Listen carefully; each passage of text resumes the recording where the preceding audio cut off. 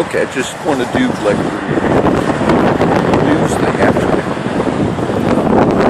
I was up in San Antonio and I figured, oh, maybe I would stop at that. I like to do these little, why am I doing some of these little update things?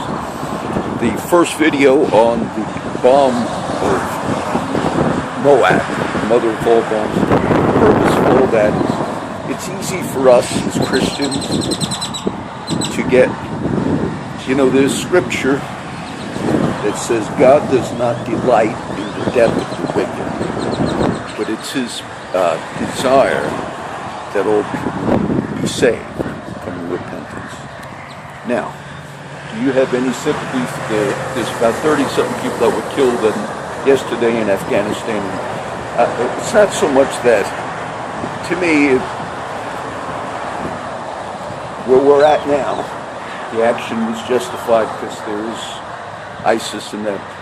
The reason I share history is because are there things that the Western world or the U.S.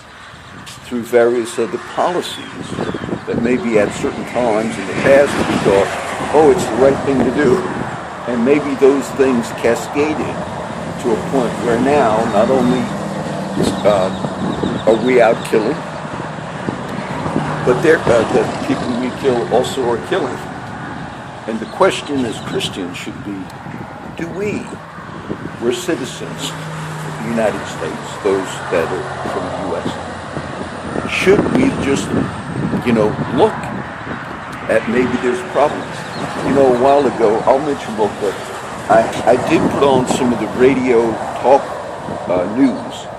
And at the top of the hour on talk news, on AM stations, you catch if there's anything big. So I was waiting if anything else came up so I could speak on that. Something I didn't like was the top news being it was the local San Antonio. So they're going to give you at the top of the news what's happening there.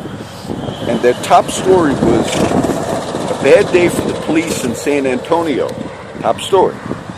3 were busted yesterday for DUI. Okay? So, and of course I heard it. But they were all off duty.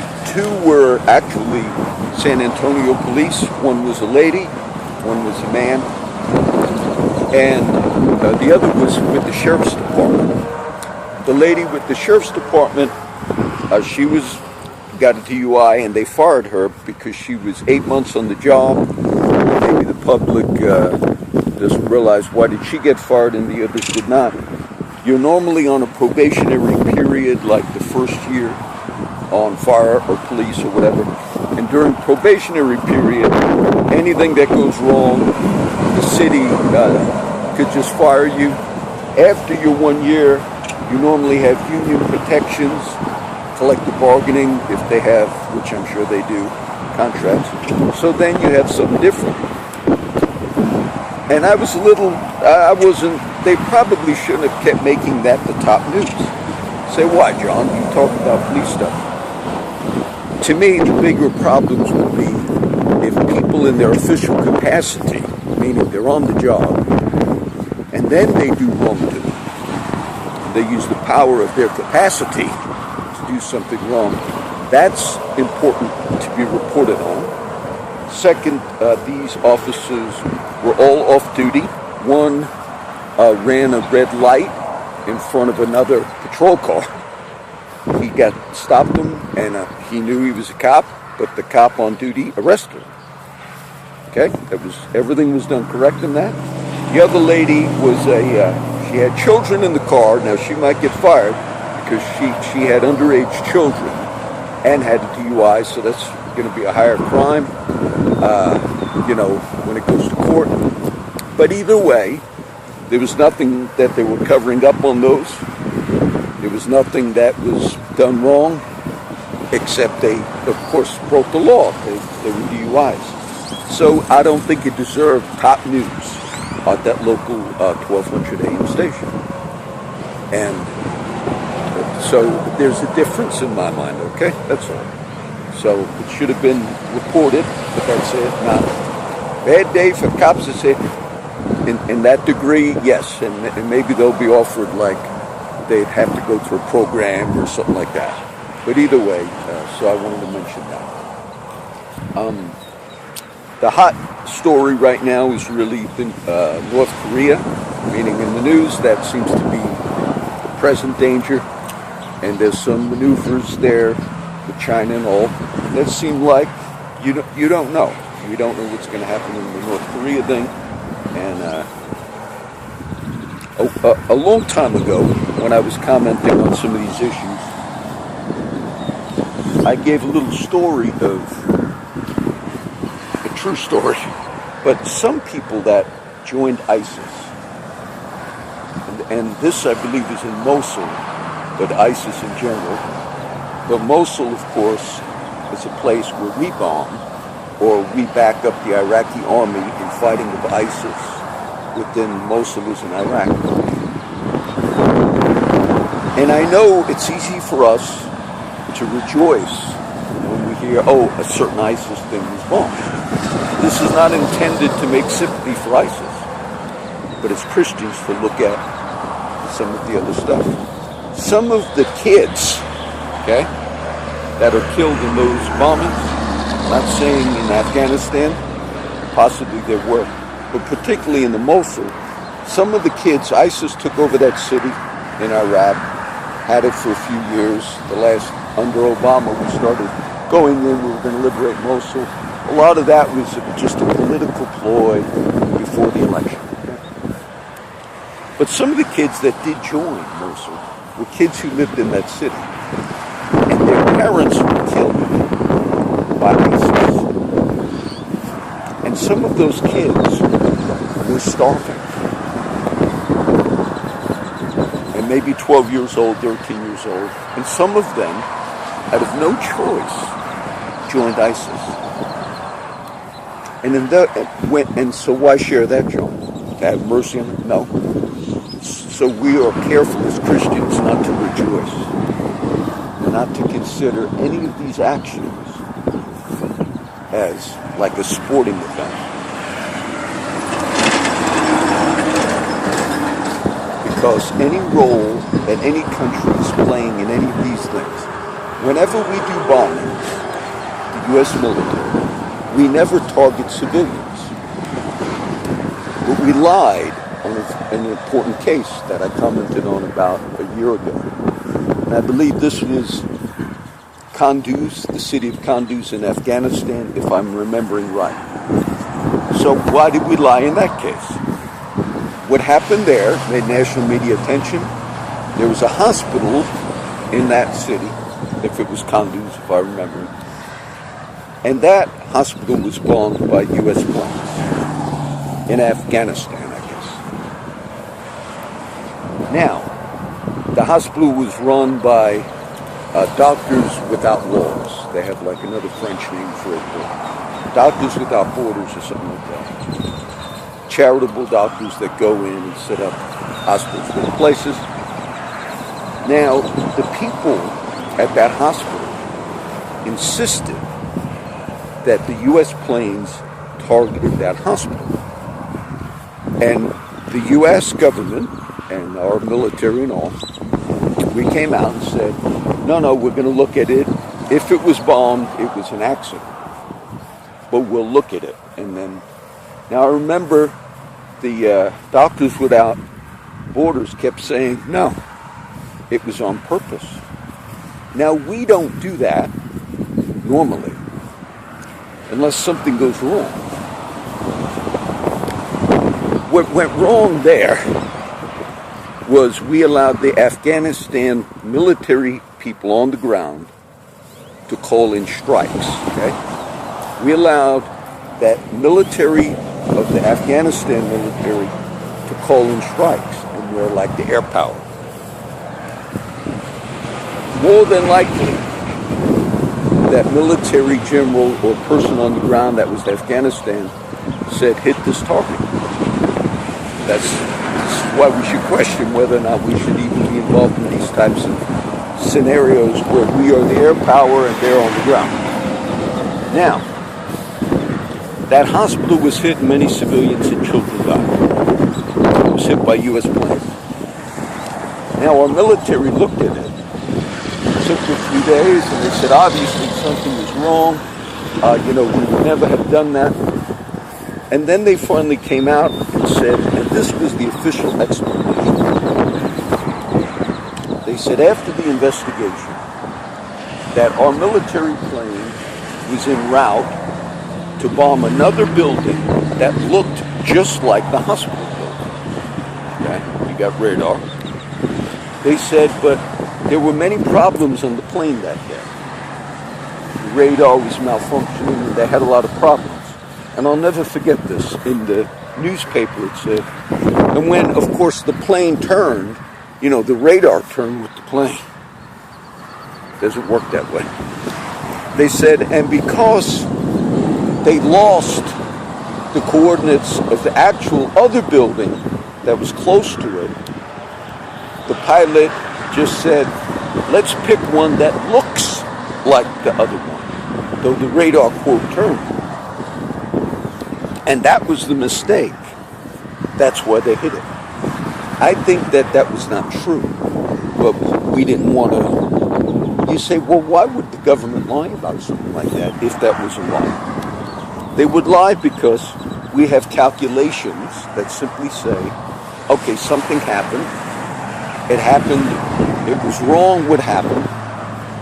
But if we actually say what happened, and it causes more risk for our guys in the field, then it's part of strategy to say that thing did not happen, simply for the sake of the lives of our men, because it would put them more at risk. So, more than likely, we just lied. The problem in that case was we allowed that Afghanistan general to say, go ahead and hit it. And we listened and hit it, knowing it was a hospital. More than likely, till this day, Doctors Without Borders wants an independent investigation and all of this. They still don't believe it. And the reason Doctors Without Borders do not believe that story is a few days before, and all the initial reporters on the ground that next day that were reporting on it, some of them actually said, oh no, the U.S. did hit it. Because the doctors were complaining, the ones that survived, that the Afghanis were knocking at the door like a few days before, accusing that hospital of harboring ISIS, enemy fighters. So, we have the calculation in war. We do, U.S. does. We do not target kids, women, or civilians. But there's a percentage of risk in every raid that we make that permits a certain percent of civilian casualties. Meaning, before we do a raid, we look at, well, what's the percentage? We're not out to kill those civilians, we're not targeting them. But we calculate maybe 12%, 15% of civilians will die in this raid. That's the reality of war. And then we give the go-ahead. Now, I don't know what the percentage is right now. So whenever a civilian is killed in any of our actions, though that civilian is not targeted, because we know that that percentage is there, in the end, the death of that person, and even if it's a child, it wasn't done with us not realizing that it would be done. It was done with us realizing that certain percentage of, quote, collateral damage is acceptable. Now, if you explain that to the mother of the kid, and many complain about these actions, it doesn't really make a difference. Because to her, the kid died, the husband. So as Christians, we should think more. Okay? I taught a little bit on an upcoming video, but I taught it yesterday. And it was on Zechariah chapter 1. I actually was teaching Acts 9 to keep that series going. But I mentioned Zechariah 1. And one thing I want to teach you about. Zechariah has a vision. And there are 4 horns, like animal horns. And they're coming against God's people. And that represents earthly kingdoms or dominions, okay? Back then it was particular kingdoms. And then he sees 4 carpenters. And these 4 carpenters, Zechariah in the vision says, and what are these? And the angel tells Zechariah, these have come to terrify. King James says fray, F-R-A-Y. These have come to terrify those earthly dominions. And the carpenters are builders. And Paul says in Ephesians, God has placed some in the church, first apostles, secondarily prophets, evangelists, pastors, and teachers. And a lot of people with books written on this, we refer to that as the fivefold ministry. Those 5 offices in the church, ministry gifts, apostle, prophet. But some scholars say the last pastor-teacher office is actually one office, meaning you would have 4. So you'd have apostle, prophets, evangelists, and then a pastor-teacher. Like the 4 carpenters, the 4 builders of the church, the 4 builders of the kingdom. But they also, in the vision of Zechariah chapter 1, they terrify earthly dominions. Okay? Also the whores or the dominions that scatter God's people. But John, we don't have any particular dominion, kingdom right now in our country. Thankfully we don't. I don't know if we will. I think we'll see it in our day. But the dominions are not just Russia's going to get it. Your country is a dominion. The United States is a dominion. Our allegiance, we are citizens. Our allegiance is to the kingdom. And if you have bought into the rejoicing of the killing of anybody, then, quote, your own dominion has come against God's character that's supposed to be developed in you. You see, the mystery of the liquid also is so tricky. So speaking truth, whether it's the radio show 1200 AM, okay, fine. 3 cops, so it shouldn't be top story anymore. But we do speak truth. And the Bible says in Hebrews, the Word of God, it discerns, okay? And God's more concerned, not that we would be happy about some military thing, or that we would lie about the one I mentioned, but that we would be honest about all of it. That we would be honest about all of it. Hopefully, if our role in the last 15 years in various things has led to some of the problems we're seeing today, then we would re-examine it. That we would think somewhat about it, okay? And that our own country, our own dominion, wouldn't give us a narrative that is contrary to the kingdom of God. Because that's one of the jobs of these carpenters, leadership in the church. Not to be political, not to start a news talk show, but to speak the truth. Okay? And the allegiance we pledges to the kingdom. Okay?